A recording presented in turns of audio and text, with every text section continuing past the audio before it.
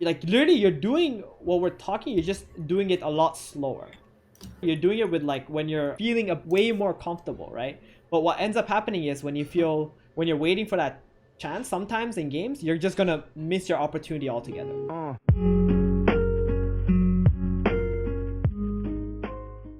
If you like our content, please do like and subscribe to our channel, and don't forget to click the notification button below so you'll be notified when a new video will be released. Before we start watching a replay, can you tell us a little bit about like the session from last week and like this week, what you realized for yourself, like after our coaching session and stuff like that, or like, you know, something that changed in your play style that you noticed?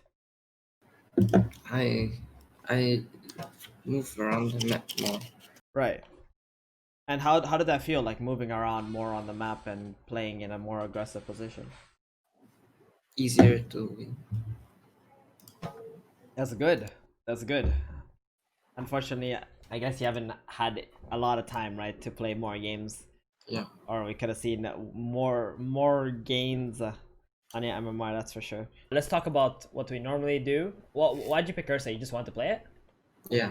Okay, good. And secondly, why did you buy Orb of Venom this game? Who did you think was the offlaner?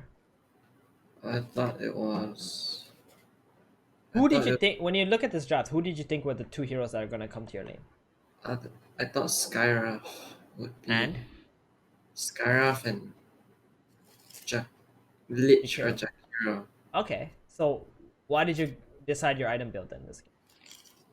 Uh Actually that's a wrong item build. Okay, what do you think you should have bought?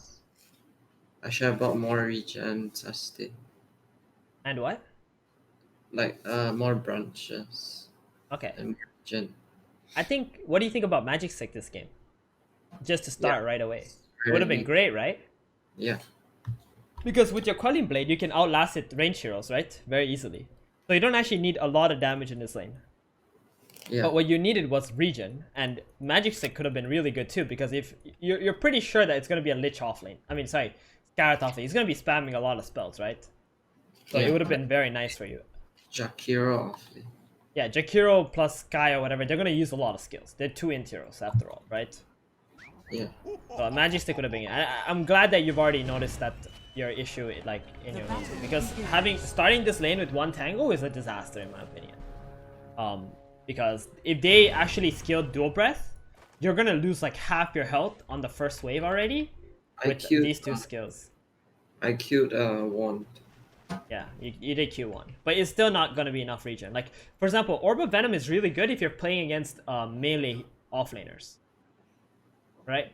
Like if both your opponent offlaners are melee heroes, then it's perfect item, Yeah. right? But because they're both range heroes, like it's gonna be very hard for you to get on top of them anyway. And they both have slows as well. So if they slow you, you're probably gonna be the one dying instead, for the most part, unless they really mess up. So overall, like against, like you don't want to buy this item unless you're playing against two melee heroes. Yeah. Okay, some even one melee hero is okay sometimes, but you don't really want to buy this against range heroes. So this is like, this goes in hand with like thinking about what lane we're playing against and what the opponent wants to do to us, and we countering that.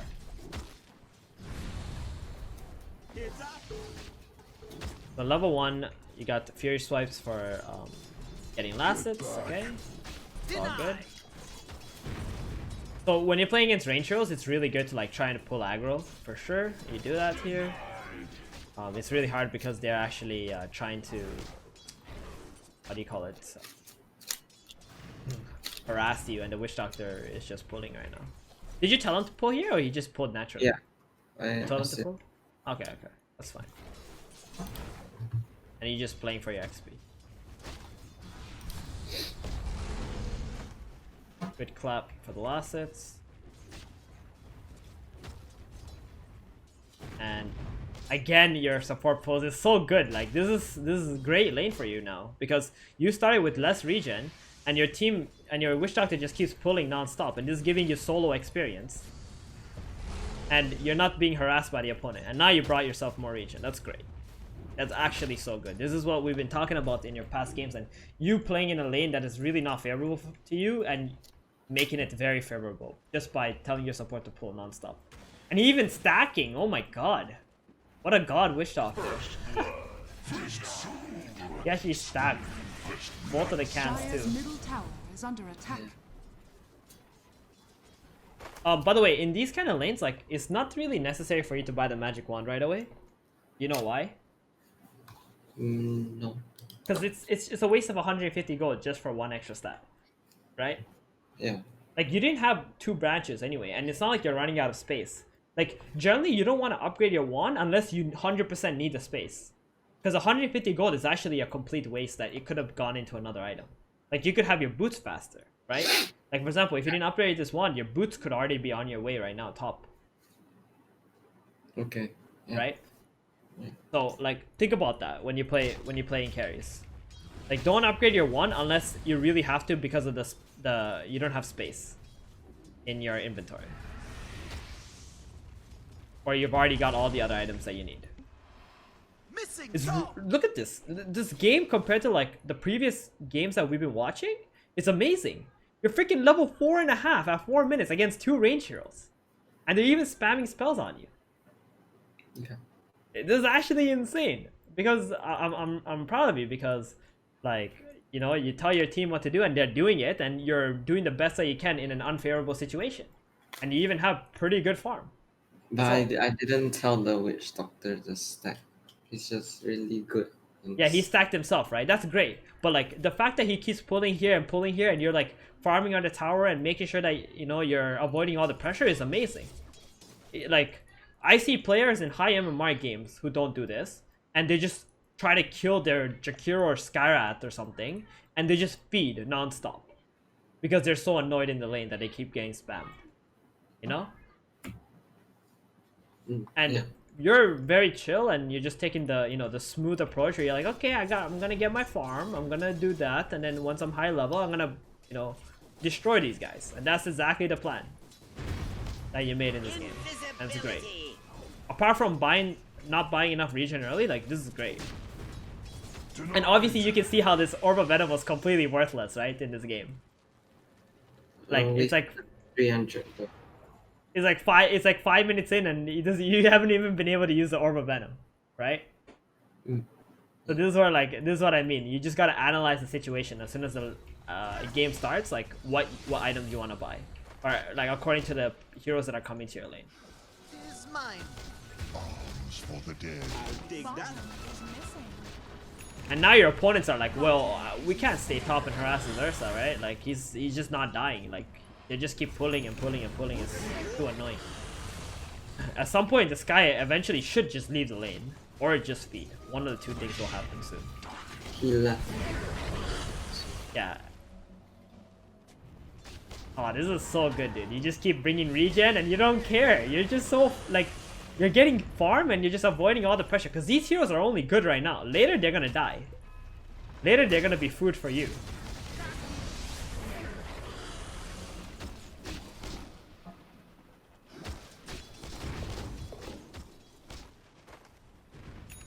Okay, so here, now you go into jungle. You got your phase boots. Why are you going for a Morbid Mask first item? Just asking. I've been doing the same build for all my Ursa games. Just for the sustain or something? No, I have just the exact same build every game. Okay, right. Do you like to fight with Ursa, or do you generally like the farming route? Do you go Battle Fury build or no? This game I went Blink. Okay. By the way, I want to tell you, like, drums is an insane item on this hero right now, especially if you buy face boots, or even just a casual windlace. Okay, like movement speed is everything, right? Sorry, what's that? Last time I built, I bought drums on Ursa. Okay, that's good, because that item is actually insanely good on this hero. Radiant's middle tower is under attack. You know, right there, like, what you can do is you can pop your ultimate, like, before. Like, as soon as he slows you here, you should pop your ultimate. Right? So it'll remove the slow, and then you can chase him down with your phase boost and just hit him. Because even if he ice pass you, it'll last like 0.1 second or something. Okay. So don't be afraid to use this just Radiant's for the middle kill at tower the end there. is under attack. Like, Radiant's just be more turret has confident. been killed. Because you made your way to level 6, and that's the time that Ursa is like a beast. That way you just can't die. So just be confident.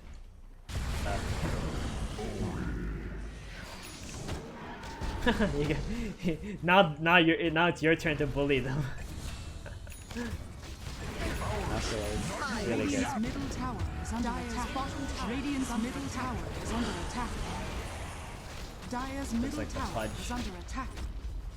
So I want to tell you, typically Ursa builds, like, you don't actually go overpower because you don't have the mana for it, and you do want to max out aftershock. It actually scales better than your fury swipes do.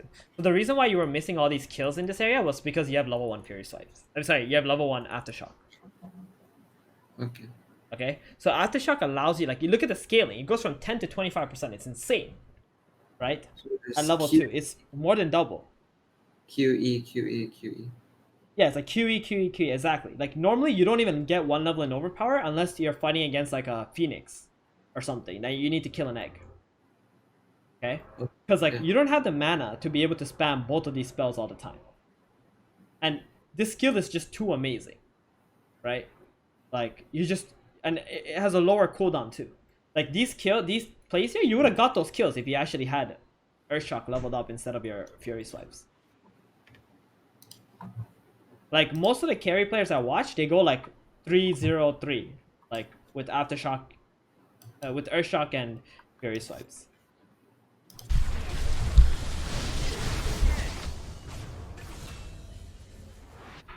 You back to base, now you get a mask, you go back top lane. So why do you go back top lane in this situation?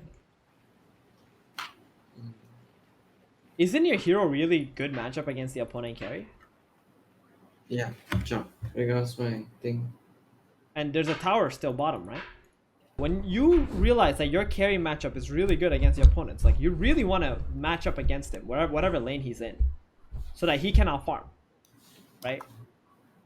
Like, in this game, as soon as you TP back to base, you should be running bottom. Because you could farm this, and you can farm the lane here, right? If you farm here, it's like you're always putting yourself in a dangerous position on the map, right? Like, it's just such natural instincts for Dota players, right? To go to the lane that they started the game in. But it's not gonna be good, you know. Like, here, if you go bottom, you can just drag this creep wave here and you can farm, like, so much more. But if you go here and you drag this creep wave over here, someone is gonna jump you, right? Like, somebody's gonna try and kill you. But here, if you drag this creep wave here, no one's gonna kill you here. It's so hard for them to come to bottom area, and even if they do, they can't do anything after that, because they can't chain that into any objectives. Where if they jump you here, they can chain it Dire's straight middle into this tower objective is under attack. And your hero is absolutely amazing against Juggernaut. 1, your Fury swipes destroy him. 2, your ultimate destroys Omni Slash. He can never Omni Slash you because you take reduced damage. It's like you're literally the #1 counter to Juggernaut. So you definitely want to go and, like, go to the lane that he was in and make sure that he can't farm while you're free farming at the same time. It's very similar to the Nature's Prophet game that we watched, where we're talking about, like, being in the lane where you can oppress the opponent. So this Juggernaut 100% should be oppressed in this game. Yeah. And it's like the same game as when we watched your Phantom Lancer, where it doesn't matter if your offlaner is having a good game or not. Like, you want to go there because you want to help your offlaner take the tower. And you want to be in this area so you can farm this. Also, the Ancients are here too, right? So if you're bottom, you can naturally go to the Ancients and farm the Ancients again. Like, you gotta ingrain that into your mind, that Ancients is like a carry's bread and butter, right? Like, whenever you can, whenever it's possible, just try to farm the Ancients. Or at least be in the area so you have the option to go and farm Ancients. Dire's middle tower is under attack. Radiant's middle tower is under attack. Is under attack. We're going Basher next. Are fortified. You run mid, you kill the SF, great move. Radiant's courage. Radiant's Go back top again. structures under attack. Fortified. Like, again, the same thing, right? No towers. Rotated bottom. Yeah. Like I really want you to try, like for your next games, I really want you to like pick heroes that are strong and then try by 11 minutes taking the tier 1 tower. Radiant's top tower Like is under after the attack. 10-minute catapult spawns, I want you to try and take the enemy safe lane tower and see what happens, you know? Because right now you're really good at like doing well in your lanes. Like every replay I've watched of you, you do really well in your lane, Scanning. right? But you don't utilize that strength that you have from your laning stage. You don't chain that into more snowballing. You know what I mean? Yeah. You just kind of farm with like your strength. But with your strength, what you can do is you can oppress the opponent and you can farm at the same time. If you just go bottom at like even 11 minutes, like I want you to in the future games that you're gonna be playing, I want you to after 10 minutes not stay top lane anymore. I just try it for like, you know, a day or two and see what happens. See the results for yourself. Right? It's not gonna be perfect every game, but just do it. Because that's the only way that you're gonna like really get it engraved and see the results from it. And see like, and then once the game ends, like I want you to go here, go to the graphs, check the player net worth and just check your net worth versus your opponent carry's net worth and see what happens. Okay? Okay. Yeah. So like next time 10 minutes, if you killed off the catapult top, I want you to TP bottom right away and just see what you can do with that. And if there's too many people here, fine. Go farm here or go farm the ancients here. I'm pretty sure with almost all your carries that you're playing right now, by 10 minutes you can easily farm ancients. 100%. So 16 minutes you go bottom, you start diving, you pop your ultimate, you went on the Juggernaut first, the Tinker's spamming skills, but see the problem here this time around is your teammates are not here, right? Like you guys are taking bottom, but your teammates are already starting to split push top. At least you guys will get the top tier one. Dire's middle tower. Radiant's top tower has fallen. And you actually did get bottom tower too.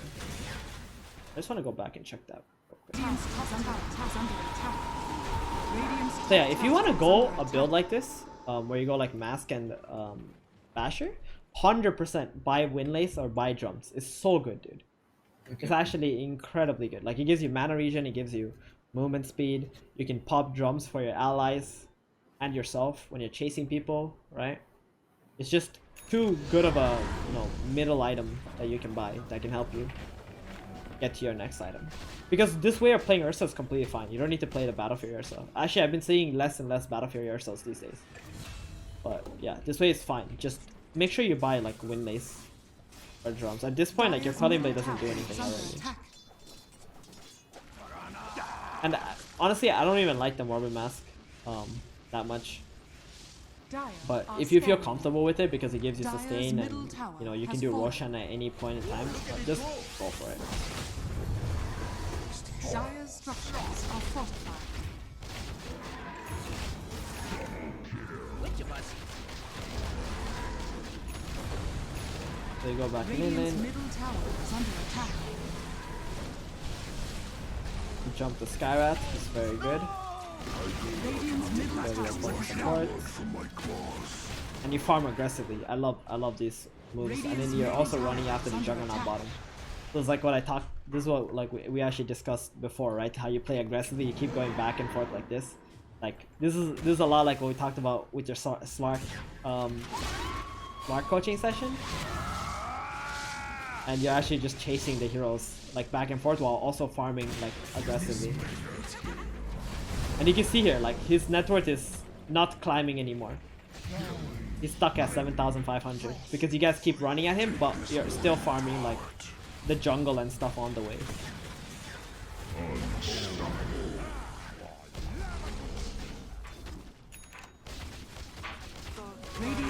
Radiant's structures under attack. This is what we call farming in your enemy's face.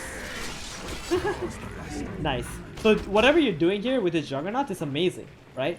I just imagine you doing this like from 10 minutes already. Okay? Like literally you're doing what we're talking, you're just doing it a lot slower. Right? That's it.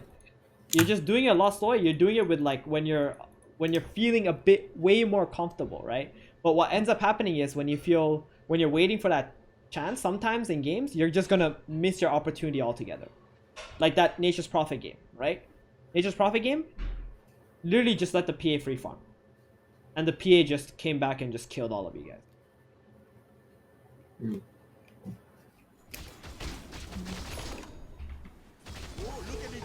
Radiant's top tower is under attack. Radiant's top tower is under attack.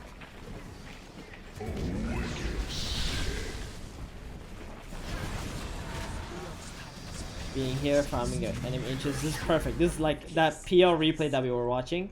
Like you're staying here and you're farming the ancients, and farming here is like completely cutting off this entire area.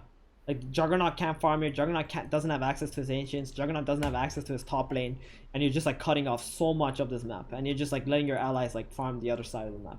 It's actually amazing at this point again. This is the mid game like triangle control, and at this point you can just go and take Roshan at any point because you're already like level 17. To be honest, when you're playing Ursa and you buy Mask, you should really think like after you kill some heroes, you go straight into Roshan and take the Aegis. Because 1, Roshan gives you a bunch of XP. 2, you can solo it. And 3, you have an extra life, so you can play it as aggressively as you want without without having any fear of dying.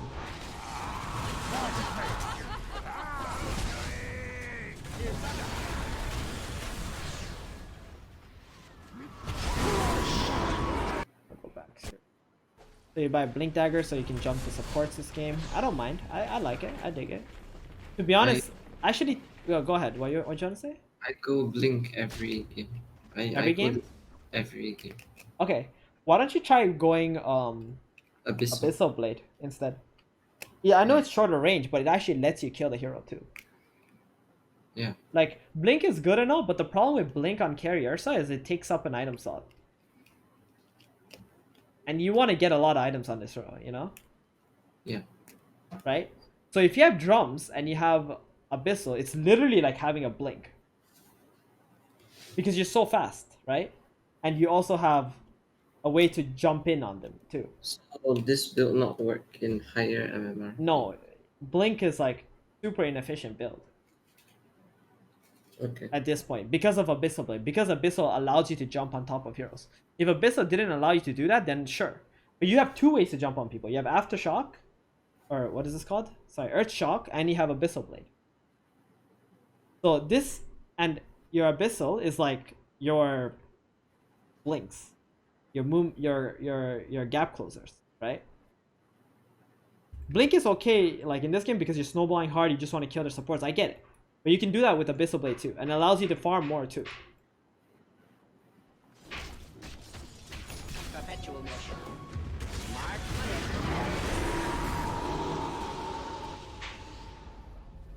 Because Shadow Fiend, for example, there is 100% dead if you have Abyssal Blade, right? Yeah. Which you could have by now already.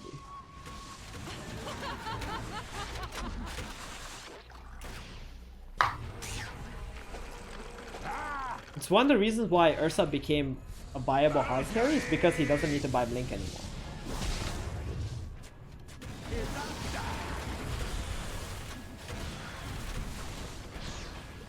So here, I'm just going to watch how you team fight. You're waiting for the opportunity. You don't have any vision. You see an SF get hooked. And you actually jump in. And you kill him. Shouldn't have jumped the SF. Yeah, it was really awkward, right? Because like you don't see anybody else, and it's like in a really awkward spot where the opponent is right in front of their base, right?